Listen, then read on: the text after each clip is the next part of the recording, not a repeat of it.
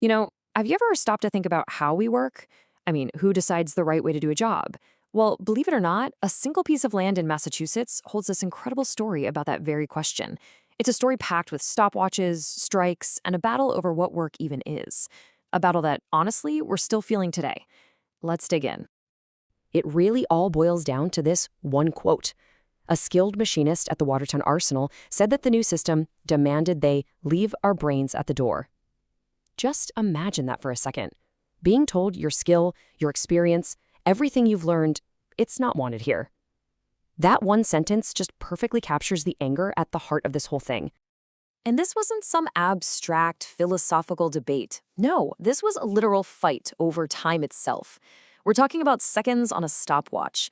And at the center of it was this new theory of management that was so radical and so insulting to the people doing the work that it just sparked an absolute firestorm. It was called scientific management, or as most people knew it, Taylorism, named after its creator, Frederick Winslow Taylor. His goal was pretty simple: squeeze every last drop of efficiency out of the workplace. And his plan? Well, you'd have so-called experts observe workers, time their every single move with a stopwatch, and then dictate the one and only best way to do a job. It completely stripped the autonomy away from the very craftspeople who had perfected these jobs over years. So that brings us to the big question, right? How did a fight at this one factory over this one idea end up changing American labor for good? It seems like just a local issue, but the explosion at the Watertown Arsenal sent shockwaves across the country. And to really get why, we need to rewind a bit and see how this patch of land became such an important battleground. The story of the Arsenal is really a story of transformation. You have centuries of history all converging on this one spot, and all of it was just setting the stage for a huge 20th century showdown. For thousands of years, this was indigenous land managed by the Pequawset and Noniton peoples. Then, in the 1630s, it gets turned into colonial farmland. But the real game changer comes in 1816. The U.S. government buys the land to build a military depot, and then the Civil War happens. The whole place just explodes in size and becomes this massive manufacturing hub for the Union Army. So by the early 1900s, the Arsenal is an industrial giant. It's filled with thousands of highly skilled, really proud workers. And it was this exact workforce that Frederick Taylor looked at and saw as basically his perfect laboratory to test out his very controversial ideas. So how did this system actually work? Well, it was a pretty cold, calculated four-step process. First, experts come in and just watch. They study every single motion a skilled worker makes. Then, they pull out the stopwatch and time every tiny little task. Step 3, they create a standard, the one best way to do it. And finally, step 4, enforce it. The worker's own judgment, their experience, yeah, that's completely out of the picture now. And this slide just lays out the clash of ideas perfectly.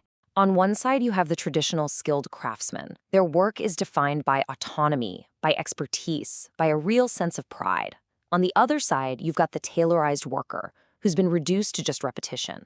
The goal is efficiency, sure, but the result, from the worker's point of view, was just total dehumanization. They felt like they were being turned into cogs in a machine. But these workers were not about to be treated like machines. They fought back. All that resentment finally boiled over when a molder just flat out refused to be timed. That one act of defiance sparked a strike that got national attention. It got so big, it led to a full-blown congressional investigation. And when the workers testified, their stories were so powerful that Congress actually did something. In 1915, they passed a law that banned these stopwatch methods in all government workplaces. It was a huge landmark victory for labor. But the Arsenal story, it didn't end there. After that whole fight over Taylorism, it started to change. It slowly shifted from being this giant factory floor to becoming a major hub of high-tech research and development. A totally new mission. And I mean, this place has a long, long history of incredible innovation. Back in the Civil War, they developed a casting process that gave the Union a huge advantage with their cannons. After World War I, they were pioneers in using X-rays to find tiny defects in steel. And get this, during the Cold War, they helped create Atomic Annie, a cannon that could fire a nuclear warhead. It's just wild. The Arsenal was always on the cutting edge. 10,000. At its absolute peak during World War II, 10,000 people worked here. Just try to picture that. That's not just a factory, that's a small city, all focused on the war effort. The scale is just mind-boggling. But, all eras come to an end. The Arsenal's military mission slowly wound down over the decades. And in 1995, the last soldier left the grounds. And just like that, a 179-year chapter of American military history came to a close. The place went silent. Of course, a piece of land with that much history in that location isn't going to stay quiet for long.